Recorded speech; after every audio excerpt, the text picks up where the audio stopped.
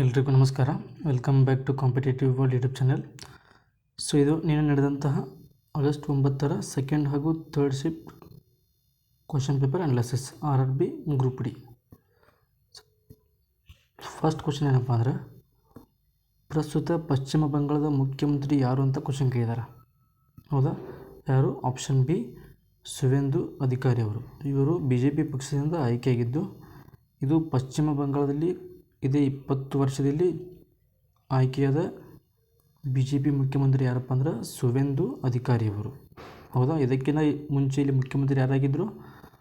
Mamata Banerjee ಅವರಾಗಿದ್ದರು. Mamata Banerjee ಇವರದು all India Trinamool Congress ಅನ್ನುವಂಥ ಪಕ್ಷ, AITC. ಹೌದಾ? ನೆಕ್ಸ್ಟ್ ಕ್ವಶನ್, ಜಾಗತಿಕ ಹವಾಮಾನ ಉಪಕ್ರಮಗಳು ಮತ್ತು ಪರಿಸರ ತಂತ್ರಜ್ಞಾನದ ಸಂದರ್ಭದಲ್ಲಿ CCUS ಸಂಕ್ಷಿಪ್ತ ಪದದಲ್ಲಿನ S ಅಕ್ಷರದ ಪೂರ್ಣರೂಪ ಯಾವುದು ಅಂತ ಪ್ರಶ್ನೆ ಕೇಳಿದ್ದಾರೆ. ಪೂರ್ಣರೂಪ ಯಾವುದು S ಅಕ್ಷರದಪ್ಪ ಅಂದ್ರೆ ಆಪ್ಷನ್ ಸಿ, ಸ್ಟೋರೇಜ್ ಅಂತ. ಓಕೆ, ಸೊ CCUS ಎಂದರೆ ಕಾರ್ಬನ್ ಕ್ಯಾಪ್ಚರ್, ಯುಟಿಲೈಸೇಷನ್ ಮತ್ತು ಸ್ಟೋರೇಜ್ ಅಂತ. ಅವರು ನಮಗೇನು ಕೇಳಿದಾರೆ? S ಅಕ್ಷರದ ಪೂರ್ಣರೂಪ ಕೇಳಿದ್ದಾರೆ. S ಅಕ್ಷರದ ಪೂರ್ಣರೂಪ ಏನಾಗುತ್ತೆ? ಆಪ್ಷನ್ ಸಿ, ಸ್ಟೋರೇಜ್ ಆಗುತ್ತೆ. ಹೌದಾ? Next question,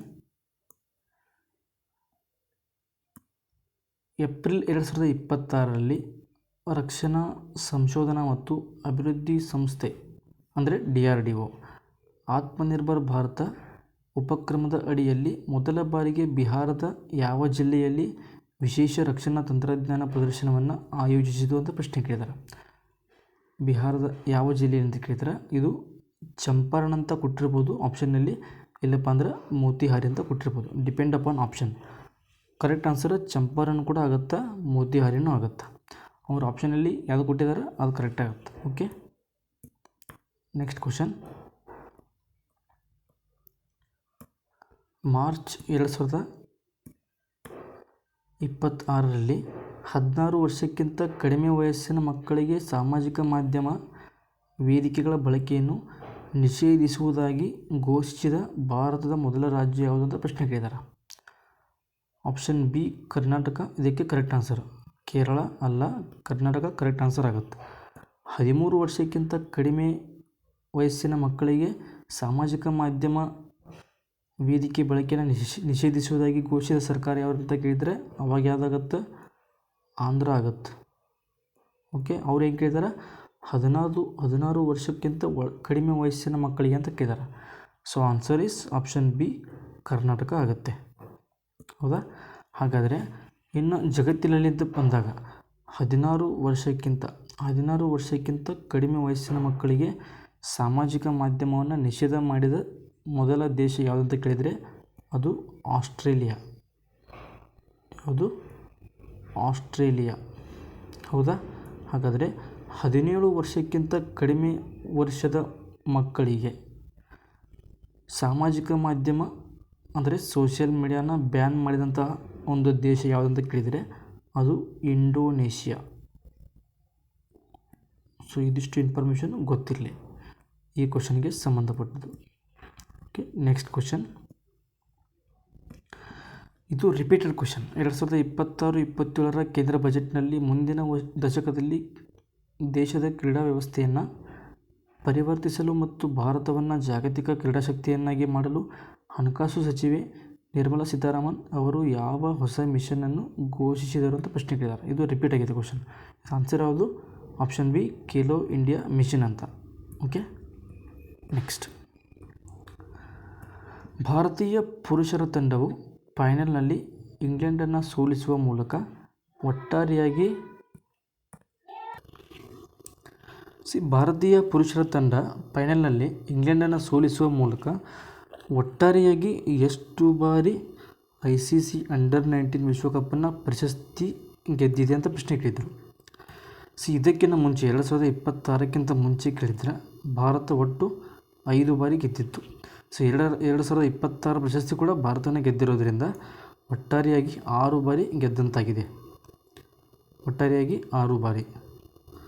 correct answer option 6. Okay, so ಯಾವಾಗ ಗೆದ್ದಿದೆಯಪ್ಪ ಅಂದರೆ ಇಲ್ಲಿ ನೋಡ್ರಿ, 2000ರಲ್ಲಿ, 2008, 12, 18 ಮತ್ತು 2022ರಲ್ಲಿ 5 ಬಾರಿ ಮತ್ತು 2026ರಲ್ಲಿ 6ನೇ ಬಾರಿ ಗೆದ್ದಿತ್ತು. ಹೌದಾ? ಸೊ ಈ ಒಂದು ಪ್ರಶಸ್ತಿ, ಈ ಗೆಲುವುಗಳು ವಿರಾಟ್ ಕೊಹ್ಲಿ, ರವೀಂದ್ರ ಜಡೇಜಾ ಮತ್ತು ಯಶಸ್ವಿ ಜೈಸ್ವಾಲ್ ಅವರಂತಹ ಭವಿಷ್ಯದ ಸ್ಟಾರ್ ಆಟಗಾರರನ್ನು ಹೊರಹಾಕಿದೆ. ಯಾಕಂದರೆ ವಿರಾಟ್ ಕೊಹ್ಲಿ ಅವರು 2008ರಲ್ಲಿ ಅವರ ಒಂದು ನಾಯಕತ್ವದಲ್ಲಿ ಭಾರತ ತಂಡ 2ನೇ ಬಾರಿ ವಿಶ್ವಕಪ್ ಗೆಲ್ಲುತ್ತೆ, ಅಂಡರ್-19 ವಿಶ್ವಕಪ್. ಹಾಗಾದರೆ ಇನ್ನು ರವೀಂದ್ರ ಜಡೇಜಾ ಕೂಡ ವಿರಾಟ್ ಕೊಹ್ಲಿ ತಂಡದಲ್ಲಿ ಇರ್ತಾರೆ. ಹೌದಾ? ನೆಕ್ಸ್ಟ್, 2026ನೇ ಸಾಲಿನಲ್ಲಿ ಕೆಳಗಿನವರಲ್ಲಿ ಯಾರಿಗೆ ಮರಣೋತ್ತರವಾಗಿ ಪದ್ಮವಿಭೂಷಣ ಪ್ರಶಸ್ತಿಯನ್ನು ನೀಡಲಾಯಿತು ಅಂತ ಪ್ರಶ್ನೆ ಕೇಳಿದ್ದಾರೆ. ಸೊ ಯಾರಿಗಪ್ಪ ಅಂದರೆ ಆಪ್ಷನ್ ಎ ಧರ್ಮೇಂದ್ರ ಸಿಂಗ್ ಡಿಯೋಲ್ ಅಂತ. ಸೊ ಇದು ತಪ್ಪು. ಧರ್ಮೇಂದ್ರ ಸಿಂಗ್ ಡಿಯೋಲ್ ಅವರಿಗೆ ಮಾತ್ರ ಮರಣೋತ್ತರವಾಗಿ ಪದ್ಮವಿಭೂಷಣ ಪ್ರಶಸ್ತಿಯನ್ನು ನೀಡಿದರು. ಹೌದಾ? Next, Khelo India winter games 2026ರ 6ನೇ ಆವೃತ್ತಿಯನ್ನು ಯಾವ 2 ಸ್ಥಳಗಳಲ್ಲಿ ಸಂಯುಕ್ತವಾಗಿ ಆಯೋಜಿಸಲಾಗಿತ್ತು ಅಂತ ಪ್ರಶ್ನೆ ಕೇಳಿದ್ದಾರೆ. ಎಲ್ಲಿಪ್ಪ ಅಂದರೆ ಆಪ್ಷನ್ ಬಿ ಲಡಾಖ್ನ ಲೇ ಮತ್ತು ಜಮ್ಮು ಕಾಶ್ಮೀರದ ಗುಲ್ಮಾರ್ಗ್ನಲ್ಲಿ ಆಯೋಜಿಸಲಾಗಿತ್ತು. ಹೌದಾ? ಭಾರತ ಮತ್ತು ಪಾಕಿಸ್ತಾನದ ನಡುವಿನ ನದಿ ನೀರಿನ ಹಂಚಿಕೆಗಾಗಿ ಸಂಬಂಧಿಸಿದ ಐತಿಹಾಸಿಕ ಒಪ್ಪಂದ ಯಾವುದು? ಇದನ್ನು ಇತ್ತೀಚೆಗೆ ಪಾಕಿಸ್ತಾನ ಬೆಂಬಲಿತ ಗಡಿಯಾಚೆಗಿನ ಭಯೋತ್ಪಾದನೆಯ ವಿರುದ್ಧ ಭಾರತವು ಸ್ಥಗಿತಗೊಳಿಸಿದೆ. ಸೊ ಇದು ಯಾವ ಒಪ್ಪಂದಪ್ಪ ಅಂದರೆ ಸಿಂಧೂ ಜಲ ಒಪ್ಪಂದ. ಸೊ ಇದು ಸುಮಾರು 1960 ಸೆಪ್ಟೆಂಬರ್ 19ರಂದು ನಡೆಯುತ್ತೆ ಈ ಒಂದು ಒಪ್ಪಂದ. ಯಾರ ನಡುವೆಪ್ಪ ಅಂದರೆ ಭಾರತದ ಪ್ರಧಾನಮಂತ್ರಿ ನೆಹರು ಅವರು ಮತ್ತು ಪಾಕಿಸ್ತಾನದ ಪ್ರಧಾನಮಂತ್ರಿ ಅಯೂಬ್ ಖಾನ್ ಅಂತ. ಇದರ ಮಧ್ಯಸ್ಥಿಕೆ ವಹಿಸಿರ್ತಕ್ಕಂಥ ಸಂಸ್ಥೆ ಯಾವುದಪ್ಪ ಅಂದರೆ ವರ್ಲ್ಡ್ ಬ್ಯಾಂಕ್ ಅಂತ. ಯಾವುದು? World bank. ಸೊ ಇದಿಷ್ಟು ಮಾಹಿತಿ ಗೊತ್ತಿರಬೇಕು. ಪ್ರತಿಯೊಂದು ಮಾಹಿತಿ ಕೂಡ ಇಂಪಾರ್ಟೆಂಟ್ ಈ ಒಂದು ಕ್ವಶನ್ಗೆ ಸಂಬಂಧಪಟ್ಟದ್ದು, ಎಸ್ಪೆಷಲಿ ಸಿಂಧೂ ಜಲ ಒಪ್ಪಂದ. ಯಾಕಂದರೆ ಪ್ರಸ್ತುತ ಇದು ಹೈಯೆಸ್ಟ್ ನ್ಯೂಸ್ನಾಗೈತಿ ಆಪರೇಷನ್ ಸಿಂಧೂರ್ ಆದಾಗಿಂದ.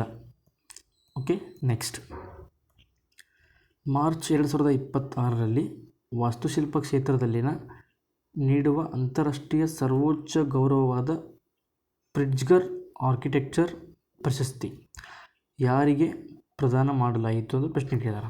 ಯಾರಿಗಪ್ಪ ಅಂದರೆ ಆಪ್ಷನ್ ಸಿ ಸ್ಮಿಲ್ಜನ್ ರಾಡಿಚ್ ಕ್ಲಾರ್ಕ್ ಅಂತ. ಸೊ ಇವರಿಗೆ ನೀಡ್ತಾರೆ. ಇದು ಆನ್ಸರ್ ಅಲ್ಲ, ಇದು ಟೈಪಿಂಗ್ ಮಿಸ್ಟೇಕ್ ಆಗಿದೆ. ಇದನ್ನು ಕೊಟ್ಟಿರೋದು ಯಾರಿಗಪ್ಪ ಅಂದರೆ ಆಪ್ಷನ್ ಸಿ ಸ್ಮಿಲ್ಜನ್ ರಾಡಿಚ್ ಕ್ಲಾರ್ಕ್ ಅವರಿಗೆ. ಓಕೆ, ನೆಕ್ಸ್ಟ್, ಭೂಮಿಯ ಮೇಲೆ ನಡೆಯುವ ಜಲಚಕ್ರನ ಸರಿಯಾದ ಮತ್ತು ನೈಸರ್ಗಿಕ ವೈಜ್ಞಾನಿಕ ಅನುಕ್ರಮವು ಈ ಕೆಳಗಿನವುಗಳಲ್ಲಿ ಯಾವುದು ಆಗಿದೆ? ಅಂದರೆ ಯಾವ ಜಲಚಕ್ರದ ಸರಿಯಾದ ಹಂತಗಳು ಯಾವಂತ ಕ್ವಶನ್ ಕೇಳಿದ್ದಾರೆ. ಸೊ ಮೊದಲನೇದು ಆವಿಯಾಗುವಿಕೆ, ಎರಡನೇದು ಸಾಂದ್ರೀಕರಣ, ಮೂರನೇದು ಮಳೆಯಾಗುವುದು. ಇದು ಕರೆಕ್ಟ್ ಆನ್ಸರ್ ಆಗುತ್ತೆ. ಓಕೆ, ನೆಕ್ಸ್ಟ್, ಒಬ್ಬ ವಿದ್ಯಾರ್ಥಿಯು ಪ್ರಯೋಗಾಲಯದಲ್ಲಿ ಅಥವಾ ಪರೀಕ್ಷೆಯಲ್ಲಿ ಅಜ್ಞಾತ ಧಾತುವಿನ ಪರಮಾಣು ದ್ರವ್ಯರಾಶಿ ಕಂಡುಹಿಡಿಯಲು ಕೇಳಿದ್ದರೆ ಮೂಲಭೂತ ನಿಯಮಗಳ ಪ್ರಕಾರ ಅವನು ಮೊದಲು ಯಾವುದನ್ನು ತಿಳಿದಿರಬೇಕು ಅಂತ ಪ್ರಶ್ನೆ ಕೇಳಿದ್ದಾರೆ. ಅವನು ಒಂದು ಪರಮಾಣುವಿನ ದ್ರವ್ಯರಾಶಿಯನ್ನು ಕಂಡುಹಿಡಿಯಲು ಬಯಸಿದ್ದರೆ ಅವನಿಗೆ ಪ್ರಮುಖವಾಗಿ ಧಾತುವಿನ ಪರಮಾಣು ಸಂಖ್ಯೆ ಗೊತ್ತಿರಬೇಕು, ಇಲ್ಲಪ್ಪ ಅಂದರೆ ಪ್ರೋಟಾನ್ಗಳ ಸಂಖ್ಯೆ ಗೊತ್ತಿರಬೇಕು. ಹೌದಾ? ಸೊ ಯಾಕಪ್ಪ ಅಂದರೆ ಇಲ್ಲಿ ನೋಡ್ರಿ, ಪರಮಾಣು ಸಂಖ್ಯೆಯು ಧಾತುವಿನ ಗುಣಲಕ್ಷಣಗಳನ್ನು ನಿರ್ಧರಿಸುತ್ತದೆ. ಪರಮಾಣು ದ್ರವ್ಯರಾಶಿಯು ಸಾಮಾನ್ಯವಾಗಿ ಪರಮಾಣು ಸಂಖ್ಯೆಯ 2ರಷ್ಟಿರುತ್ತದೆ. ಓಕೆ, ಸೊ ಇದು ಗೊತ್ತಿರಲಿ. ಸೊ ಈ ಕ್ವಶನ್ ಅಂತೂ ಸಿಕ್ಕಾಪಟ್ಟಿ ಕೇಳಿದಾರೆ. ಕೇವಲ RRB ಅಂತ ಅಷ್ಟೇ ಅಲ್ಲ, ನೀವು ಬೇಕಾದ ಎಕ್ಸಾಮ್ ತೊಗೊಳ್ರಿ.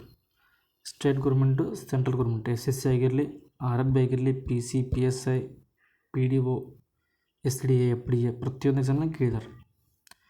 ಚಿಪ್ಸ್ ಪಾಕೆಟ್ನಲ್ಲಿ ಸಾರಜನಕ ಅಂದರೆ ನೈಟ್ರೋಜನ್ ಅನಿಲವನ್ನು ಏಕೆ ತುಂಬಲಾಗುತ್ತದೆ ಅಂತ ಪ್ರಶ್ನೆ ಕೇಳಿದ್ದಾರೆ.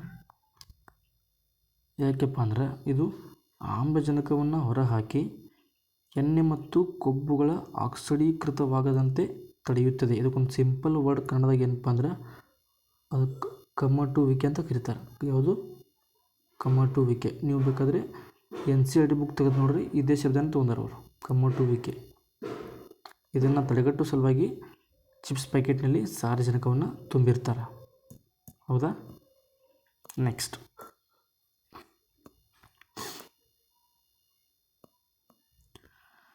ಚಲಿಸುತ್ತಿರುವ ವಸ್ತುವು ನೇರ ರೇಖೆಯಲ್ಲಿ ಅಥವಾ ನಿರ್ದಿಷ್ಟ ದಿಕ್ಕಿನಲ್ಲಿ ಪ್ರತಿ ಏಕಮಾನ ಸಮಯಕ್ಕೆ ಸಾಗುವ ದೂರ ಅಥವಾ ಸ್ಥಳಾಂತರವನ್ನು ಏನೆಂದು ಕರೆಯಲಾಗುತ್ತದೆ ಅಂತ ಪ್ರಶ್ನೆ ಕೇಳಿದ್ದಾರೆ. ಸೊ ಏನಂತ ಕರೀತಾರಪ್ಪ ಅಂದ್ರೆ ರೇಖೀಯ ವೇಗೋತ್ಕರ್ಷ ಅಥವಾ ಲೈನರ್ ವೆಲಾಸಿಟಿ ಅಂತ ಕರೀತಾರೆ. ಹೌದಾ? ಒಂದು ವಸ್ತುವು ನಿರ್ದಿಷ್ಟ ದಿಕ್ಕಿನಲ್ಲಿ ಪ್ರತಿ ಏಕಮಾನ ಸಮಯಕ್ಕೆ ಸಾಗುವ ಸ್ಥಳಾಂತರವನ್ನು ವೇಗೋತ್ಕರ್ಷ ಅಥವಾ ವೆಲಾಸಿಟಿ ಅಂತ ಕರೀತಾರೆ. ಇದು ಸದಿಶ ರಾಶಿಯಾಗಿದ್ದು ವೇಗ ಅನ್ನೋದೇನಪ್ಪ ಅಂದರೆ ಕೇವಲ ದೂರವನ್ನು ಅಳೆಯುತ್ತದೆ ಮತ್ತು ಇದು ದಿಕ್ಕನ್ನು ಹೊಂದಿಲ್ಲ. ಆದ್ದರಿಂದ ವೇಗ ಎನ್ನುವುದು ಒಂದು ಅದಿಶ ರಾಶಿ. ಓಕೆ.